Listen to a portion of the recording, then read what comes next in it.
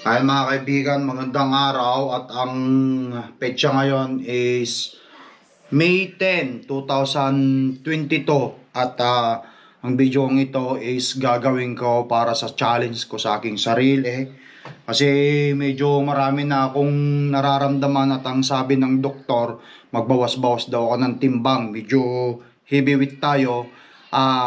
Sa araw na to gusto kong ipakita sa inyo kung ilan ang aking timbang. Dito ang timbangan. Ayan.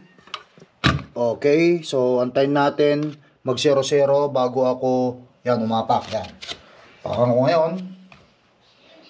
Ilan ako?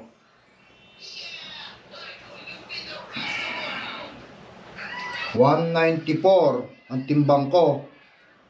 Yan, ngayon. Ang timbang ko is 194.2 ang timbang ko. At hopefully, itong pagdadiet kong ito is mag-workout. Kasi ang sabi naman ni Doc sa akin, kailangan ko nang magbawas ng timbang kasi yung edad natin is 41 na ako.